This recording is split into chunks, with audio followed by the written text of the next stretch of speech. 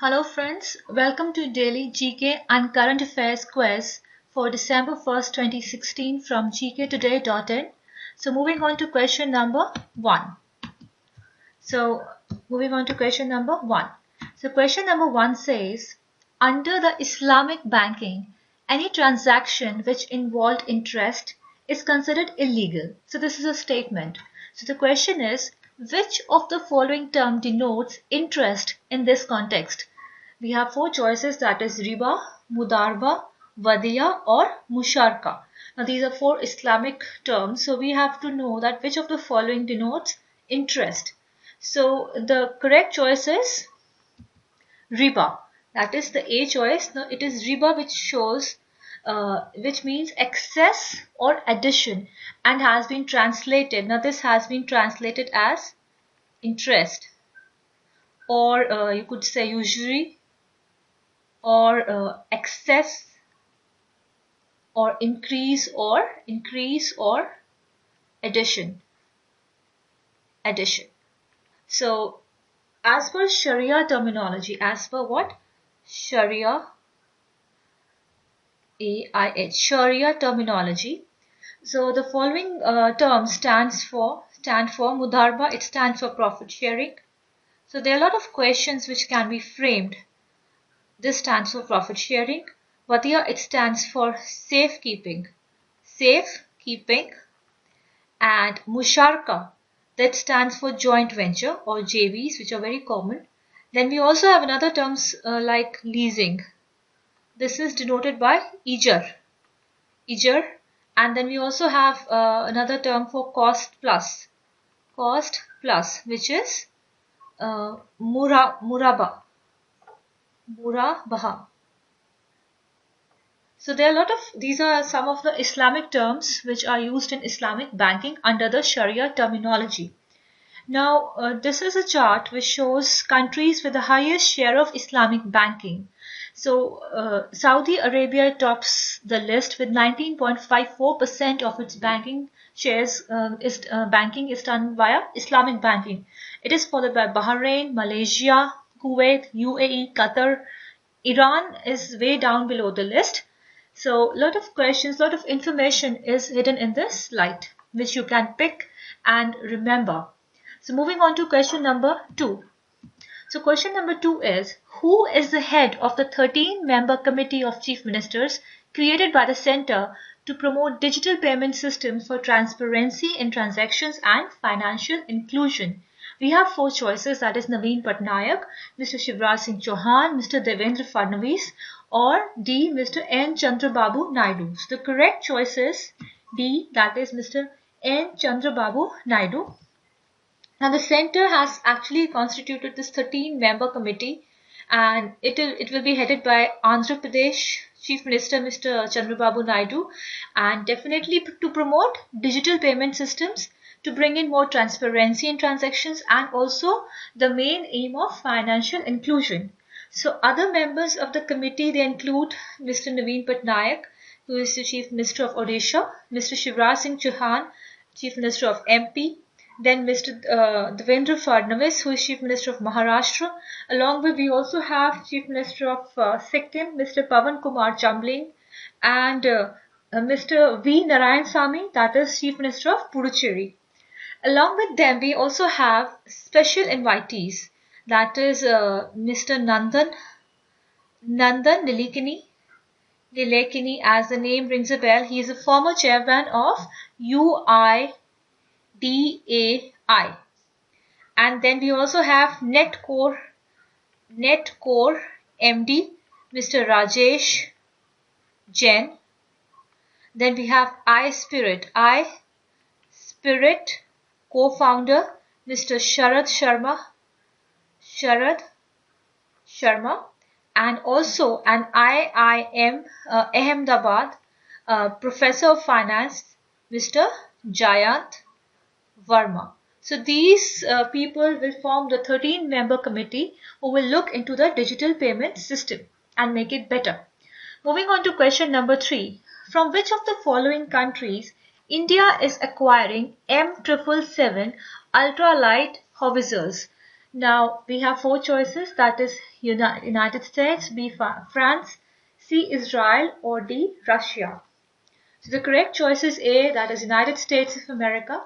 India has recently inked a letter of agreement and acceptance with US on Wednesday for $737 million, and this approximately comes out to be rupees 5,000 crores in Indian currency, and acquisition of 145 M777 ultra light howitzers in a government to government deal. Now there's a chart. This is a howitzer which we are importing. So this chart, which it shows that top countries in the world which have the largest share in global arms imports. So we see India tops the list with 14% of global arms imports. Then we are followed by China with 4.7%, and you can see there's a huge gap. There's a huge gap. No one is even near to us. And so we really import a lot of arms, followed by Australia, Pakistan, Vietnam, and South Korea. Now, what is exactly this particular M777 ultralight howitzer? They first made their impact in the war on Afghanistan, and it was used by United States, Afghanistan first combat mission, which was undertaken with the help of these weapons. Then we also have even ground forces of Canada and Australia. They make use of these ultralight howitzers. Now these are basically manufactured by BAE Systems, Global Combat Systems Division.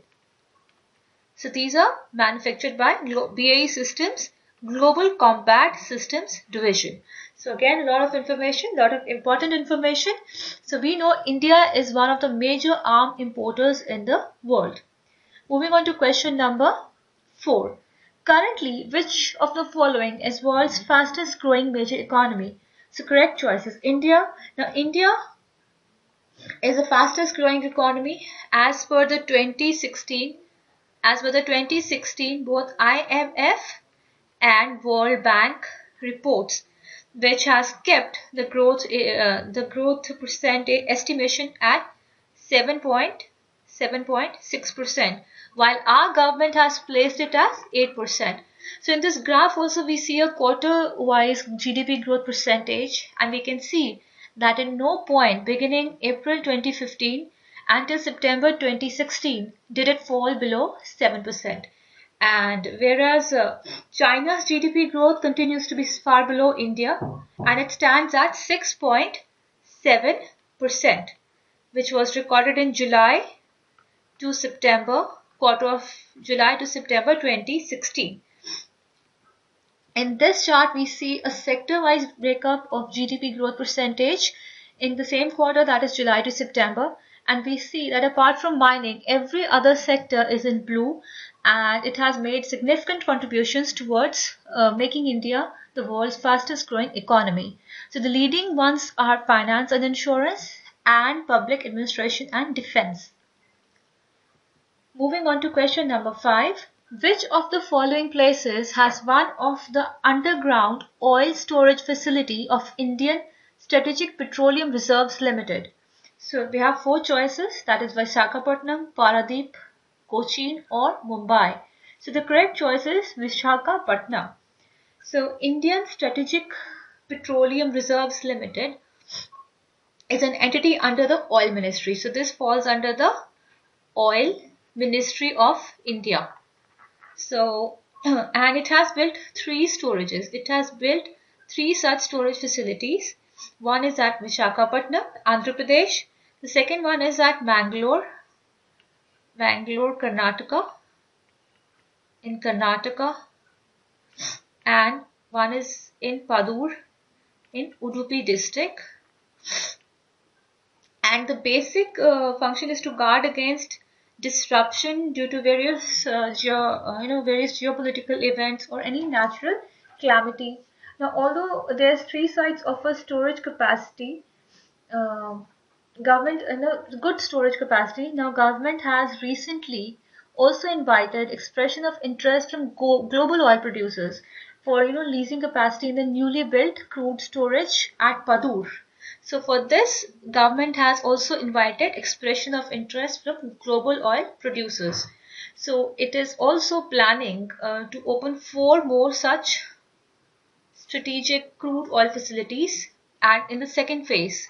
So one will come up at Bikaner, that is at Rajasthan, then at Rajkot at Gujarat, then again Padur will be further developed once the global oil producers come in, and we have at Chandi Kholi,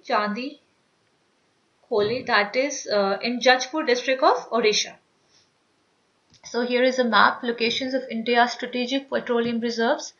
One is at Padur, like we've just discussed. Second one is at Bangalore at Karnataka. And the major one is at Visakhapatnam. So moving on to question number 6. Recently, Organization of Petroleum Exporting Countries had finalized a deal to curtail oil supply. Now, which of the following is not an OPEC country? So the four choices are Iran, Indonesia, Nigeria, or Jordan. So the correct choice is Jordan. So here is a list of OPEC members, that is, we have Algeria, Angola, Ecuador, Gabon, Indonesia, Iran, Iraq, Kuwait, Libya, Nigeria, Qatar, Saudi Arabia, UAE, and Venezuela. So they are basically, these are the OPEC members, which is a 13. It's a cartel of 13 major oil exporters. So out of these, Saudi Arabia,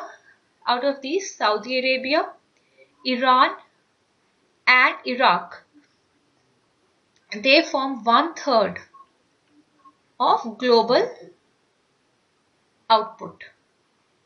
Now, these three nations account for 1/3 of the total global output. Now, this particular deal has been reached with amongst the OPEC nations, and their current production, and it is said that under the deal, now the current production, which stands at 33.7 million barrels of oil per day. It is slated to now come down to 32.5 million barrels of oil per day.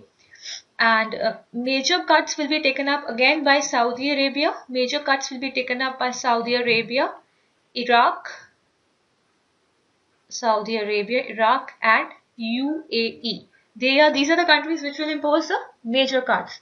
Now, we all see that global oil prices have nearly shot up by 9% after the news of this deal. So this has made a major impact on the oil market globally.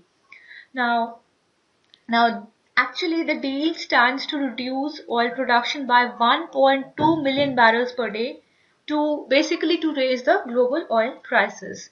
So a lot of important information goes here, that first, how many OPEC nations? There are 13, cartel of 13 nations. And which are the major producers? They are Saudi Arabia, Iran, and Iraq. So what is the deal? The deal is to bring down current production levels from 33.7 million barrels of oil per day to 32.5 million barrels. And who are the countries which will make the major cuts? That is Saudi Arabia, Iraq, and UAE. Moving on to question number 7. Which of the following is not an effect of demonetization led money supply constraints in an economy? A. Inflation comes down. So is this not an effect of demonetization? B. Banks get higher CASA ratio. Is it again not an effect? C. Housing loans become cheaper. So you have to wait, is it an effect or not an effect? And finally, we have more middlemen get created in an agricultural economy. So the correct choice is D, that is more middlemen get created. So the answer should be, that is, less middlemen will be created because there will be no black money. The idea of demonetization drive was to reduce the black money in the system, or to actually flush it out of the system. So when there will be no black money, there will be no middlemen. So the entire profits or the whole money will go into the farmer's pocket. So this has been really very beneficial for the farmers. Again, investment revenues like gold, silver, they will also increase because of lack of black money, and people will want to invest in these segments. Then credit cards market will go up, or debit card market will go up because people will want to go cashless. Again, banks will benefit because the owner of these notes will deposit all the legal money into their bank accounts, and this will boost up the a cash pile of the banks by approximately 190 million $190 million. $190 million. So finally, inflation. Now, inflation is when too many money chasing too few goods. But here in this case, too many money will just be flushed out of the market because there's no black money. And so goods and services will become cheaper. So inflation will relatively come down. So moving on to question number 8. Colombian Congress has reached a historic peace deal with which rebel group to bring an end to 50-year-old conflict? A. FARC, B. ISIS, C. Taliban, or D. Boko Haram. So the correct choice is FARC, or which stands for Revolutionary Armed Forces of Colombia. That is, it's also known as the People's Army. Now, it is basically a guerrilla movement, and that is, they have different types of warfare to fight for their rights, which they consider as their rights, and they are funded by many illegal activities which they keep carrying out, which they have been carrying out in the country, like kidnapping, looting, and stuff like that. So they were they had very illegal activities to fund their whole organization. Now, actually, there was this peace deal which was reached a few months back, but it was rejected by the public in a referendum. So the new accord still does not include the prime requirements put up by the opposition, that is sentences for those who confessed to war crimes. That is sentences for those members of FARC who had confessed to that, yes, they had committed atrocities on civilians. So that is why the last deal was rejected. But still, this has not been included in the new accord. However, this is a historic peace deal and has been applauded by the world. Moving on to question number 9. So, December 1 is celebrated as which of the following? We have World Cancer Day, World AIDS Day, World Health Day, or World Hepatitis Day. The correct choice is World AIDS Day. So here is a chart which shows that HIV prevalence 2015 by WHO, and we see that unlike what is assumed, Africa is nearly in red. Then we have the developed nations are more in orange or mustard than the developing part of the world. So they are mere facts which have been stated by World Health Organization. Now, AIDS is actually a major World Health issue which has claimed so far 35 million lives across the world has gone due to AIDS.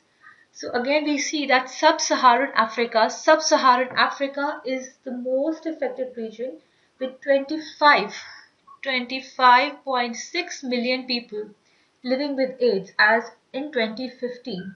Now this number actually accounts for 2/3 of the global total of the AIDS infections. So this is a very high number. Now, basically, AIDS is diagnosed through rapid diagnostic tests. So we just need to know this little information. Rapid diagnostic tests to detect presence or absence of HIV antibodies in the body. Only 60% of people with HIV know their status, that yes, they are affected by AIDS. So most of the people, they are unaware of the fact. And well, the good news is that between 2000 to 2015, the number of infections have come down by 35%. So this is the good part. So World AIDS Day is a very important day for the health. So all these stats have come down from World Health Organization only. Finally, question 10. Cyclone Nada is going to have its major impact on which of the following Indian states? A. Tamil Nadu, B. Kerala, C. Maharashtra, or D. Andhra Pradesh. So the correct choice is Tamil Nadu. So too much in news that Cyclone Nada, though it has gone weaker and it's expected will not cause as much damage as was expected by the meteorological organization department, sorry, and all the various disaster management teams are also sent to the area. Yet we expect much less damage and destruction due to Cyclone Nada as it has weakened. So with this, we come to a close of today's quiz. Thank you so much for your patience.